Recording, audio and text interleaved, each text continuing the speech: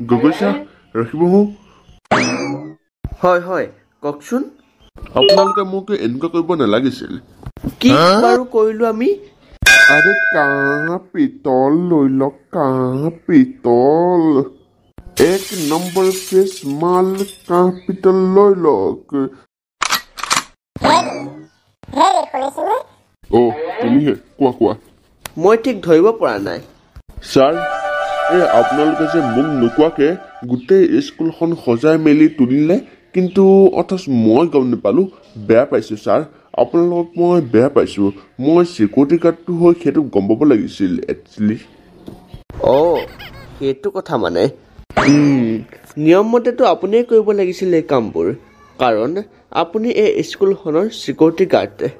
কিন্তু এইকেইদিনে আপোনাৰ গা ভালে নথকাৰ বাবেহে আমি আপোনালোকক এই কামবোৰ কৰিব দিয়া নাছিলোঁ আৰু আমি এই কামবোৰ কৰি শেষ কৰিলোঁ আপোনাক কষ্ট নিদিওঁ বুলি পিছে এতিয়া গাটো কেনেকুৱা এবাৰ যদি কাঁহ পিতলবোৰ কেনেবাকে মোৰ হাতৰ পৰা গুচি যায় তেনেহ'লে সেই কাঁহ পিতলবোৰৰ মালিক মই নহ'ম আৰু ভাঙিলেও আপোনালোকে দাড়ি হ'ব মই কোনো তাৰ দাড়ি নহয় আহক লৈ যাওক সেই কাঁহ পিতল আৰে বাৰে আমাৰ গাঁৱত একেবাৰে কাঁহৰ বেপাৰী আৰু আমি গম নাপাওঁ এই ৰবি মাতি আছো বেপাৰী এইফালে আহিবচোন এতিয়া বাৰু বৰ্তমান মোৰ গাটো ভালেই কিন্তু ছাৰ আপোনালোকক মই ভুল বুজিছিলোঁ মোক বেয়া নাপাব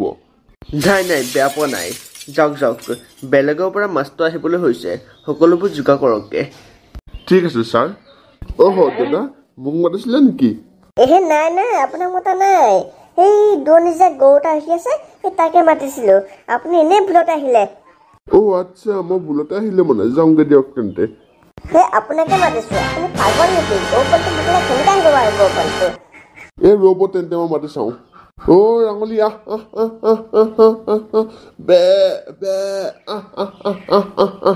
এইটো কাঁহৰ বেপাৰী নে পাগল বাৰু আহক ছাৰ আমাৰ এই পৰিচিত গাঁৱৰ পৰিচিত প্ৰাথমিক বিদ্যালয়ৰ প্ৰধান শিক্ষকে সকলোৰ লগতে পৰিচয় কৰি দিওঁ কিন্তু তাৰ আগতে আমাৰ বিদ্যালয়ৰ সাধাৰণ সম্পাদিকাৰ হাতেৰে এখনি ফুলাম গামোচাৰে আপোনাক আদৰণি জনাবলৈ তেওঁক অনুৰোধ জনোৱা হ'ল আৰু সেই অনুৰোধ জনোৱাৰ পিছতে গামোচাখন পিন্ধোৱাৰ পিছতে আমাৰ এই ২৬ জানুৱাৰীৰ দিনাখনি আপোনালোকক এই পতাকা উত্তোলনৰ বাবে দাদা নাহে সেই গৰুটো বহুত এটিটিউড আছে এতিয়া বুজিছে মই গৈ থাকোঁ দিয়ক ৰ'ব আপোনালোকৰ বেকাৰে কথা পাতিলে আপুনি বুজি নাপায় আপোনালোকৰ চিধা চিধিকে কথা পাতিব লাগিব চিধা চিধি কেতিয়া কথা পাতিব মই চিধা আকৌ পাতক পিছে কাঁহ পিতলবোৰ কিমান দামনো মানে দাদা কাঁহতকৈ পিতলটো বহুত কম পিছে কিমান মান পৰিবনো সেইটো কওকচোন আপুনি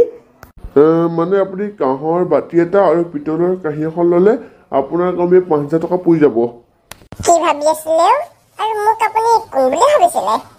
নাই ছোৱালীজনীৰ কথাকে ভাবি আছিলোঁ ইমান দিন হ'ল তাইক দেখা নাই এতিয়া বাৰু তাই তাত কি কৰি আছে কি খাইছে কেনেকৈ আছে তাইলৈ বৰ চিন্তা হৈছে হয় দিয়ক তাইৰ কথা ময়ো চিন্তা কৰা নহয় নহ'লে কাম কৰিম নেকি কি কাম কৰিম বুলি ভাবিছা তুমি তাইক নহ'লে এই চচকেপেলা মাতো নেকি দুদিনমান থাকি গুচি যাব আকৌ ময়ো নভবা নহয় কিন্তু নালাগে দিয়া বহাগত দেখোন তাই পঢ়ি মেলি শেষ হ'বই তেতিয়া আহিব হ'ব দিয়ক আৰু তেন্তে আহক ভাতকেইটা হ'ল খাই লওঁহি মানে কাঁহ পিতলৰ দাম বহুত ওপৰত একদম ওপৰত আকাশতকৈ ওপৰত নহয় পিছে আপোনালোকে সেই ৭৫ বছৰীয়া ককা আইতাই বিয়া খাবলৈ যায় নেকি এই কাঁহ পিতল লৈছে যেন নাযাওঁ এই ৭৫ বছৰীয়া আইতাক দিওঁ একদম বিয়া আমি মোবাইল এটা চাই আছো নহয় যাবনো কিয় লাগে পইচা খৰচ কৰি মেলি এতিয়া বাদ দিয়ক সেইটো আপোনালোকৰ কাঁহ পিতলৰ কিমানখন আৰু কিমানটা লাগে আপোনাক কৈ দিয়ক মই পটককৈ পেকিং কৰি দি পঠিয়াই দিওঁ কোনে ক'লে তোক ল'ম বুলি তই যে ইমান পেকিংকৈ আছ মানে নলয় নেকি আপোনালোকে যা আগবা তোৰ বহুত কাম আছে চাগে চব মানে যদি নলয় নালাগেই ইমান সময় তেন্তে মোৰ লগত সময় নষ্ট কৰি আছিলি কেলৈ ভিক্ষাৰী ল'বলৈ পকত দম নাথাকিলে সুধিব নালাগে নহয় এনেই সময় নষ্ট কৰিছে দাদা এই বাৰু আমাক কৈ গ'ল নেকি বে নাই দে বাদ দে নহয় ই আমাক গালি পাৰিছে ইয়াক এহেকা দিব লাগিব কাজিয়া পাচাল নকৰিবি এইবিলাক বেয়া কথা বৈ ঘলে বৈ ঐ নহয় বৰে এৰি দে তই মোক আজি যাক শেষ কৰি পেলাম সি আমাৰ গাঁৱতে সি আমাকে গালি পাই যাব আমি কি এনেই চাই থাকিম নেকি তাক আজি নাযাবি এই দে ন যা বুলি কৈছো নহয় যা তই মাৰ খাই হয়নে তই তাক মাৰকে ময়ো চাওঁ আজি যা এহে দাদা ভয় খোৱা দিবিচোন তেনেহ'লে এতিয়া আমাৰ এই জনগণ মন দিয়াৰ আমি আৰম্ভ কৰোঁ দেই ৰাইজ জনগণ মন অধিনায়ক জয় হে ভাৰত ভাগ্য বিধাতা পঞ্জাব সিন্ধু গুজৰাট মাৰাঠা দ্ৰাবিড উৎকল বংগ বিন্ধ্য হিমাচল যমুনা গংগা উচ্ছল জলধি তৰঙ্গ तब शुभ नामे जागे तब शुभ आशीष मागे गाहे तब जय गाथा जनगण मंगलदायक जय हे भारत भाग्य विधाता जय हे जय हे जय हे जय जय जय जय हे জয় হিন্দ শুনকচোন বাইদেউ এই বলক তেন্তে ক্লাছ 5 ল'ৰা ছোৱালীবোৰ দেখা দিবগে আৰু মোৰ লগত চিনাকি কৰি দিব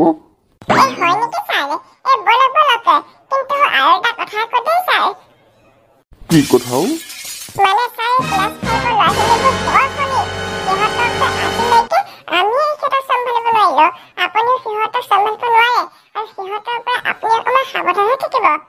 আচ্ছা এতিয়া ছাত্ৰৰ পৰা মানে মাষ্টৰ সাৱধানে থাকিব লাগিব ঠিক আছে দেখা যাওকচোন ময়ো এনেকুৱা 5টা ল'ৰা ছোৱালীৰ শনি বাপেক হয় আৰু সিহঁতৰ চিধা মই কৈছো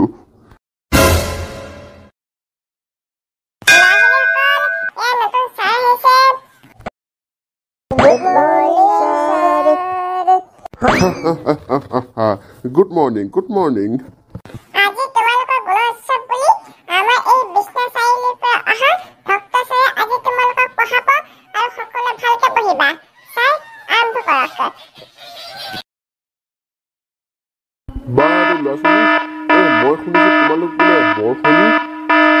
হয় ছাৰ আমাৰ লগত শনিয়ে মোৰ পাত্তা নাপায় নহয় এই শনিৰ লগত একেবাৰে তাক পিছ পেলাই দিম আমি বাৰু এনেকুৱা যি দুষ্ট ল'ৰা মই পঢ়াই ভালেই পাওঁ কাৰণ পিটি চিধা কৰিব পৰা যায় যেন এই ভদ্ৰ ল'ৰাবিলাকক মাৰিবও নোৱাৰি আৰু গালি পাৰিবও নোৱাৰি চব জানে সেইটো কাৰণে তোমালোকৰ পৰাই ভাল পাম আৰু বেলেগ কথা পিছতে পাতিম এতিয়া সকলোৱে নিজৰ নিজৰ পৰিচয়বোৰ দাঙি উঠা মোৰ আগতে মোৰ নামটো হ'ল জলফাই খাই ভাল পাওঁ মই জলফাই বাহ বৰ সাধাৰণ নাম তুমি মানে জলফাই খাই ভাল পোৱা সেইটো কাৰণে তোমাৰ নাম জলফাই হ'ল হয় ছাৰ বাৰু এতিয়া সিটোৱে কোৱাচোন তোমাৰ নামটোনো কি নমস্কাৰ ছাৰ মোৰ নাম লাই শাক আচ্ছা তুমি লাই শাক খাই ভাল পোৱা ন সেইটো কাৰণে তোমাৰ নাম লাই শাক হ'ল না ছাৰ আপুনি ভুল বুজিছে তেন্তে মানে শুনিব দেই ছাৰ সৰুতে মায়ে মোক গাখীৰ দিয়া ভাত খাব দিছিলে আৰু মায়ে খাইছে লাই শাক বইলে আৰু মইতো লাই শাক বইল খাই ভাল পাওঁ তাৰ পৰা আৰু মায়ে বাহিৰলৈ যাওঁতে পৰককে লাই শাক খাই পালো নহয় তাৰপিছত আৰু চাগে তোমাক মাৰে বৰ গালি পাৰিলে নহয় নহয় ছাৰ ইয়াতে লেঠান লাগিলে আকৌ শুনিব আকৌ আপুনি তাৰপিছত লাই শাকটো মই গিলি দিয়াৰ পিছত ডিঙিত সোপা মাৰি ধৰিলে নহয় ডিঙিত সোপা মাৰি ধৰাৰ লগে লগে একদম মই মৰো অৱস্থা বেলেগবোৰ মানুহে মোক জ্বলাবলৈ একদম শৰীৰ চৰীৰ কাটি জোকা টোকা কৰিলে একেবাৰে তাৰপাছত আৰু মোৰ আমাৰ গাঁৱৰ মদাহী আছিলে মদাহী পাগল কাঠ মাৰি গৈছে দেই বেয়া চেয়া নেপাব এনেকে মদাহিতা আছিলে সেই মদাহিতা আহি পিনে মোক পেটত যেতিয়া গোৰ মাৰি দিছে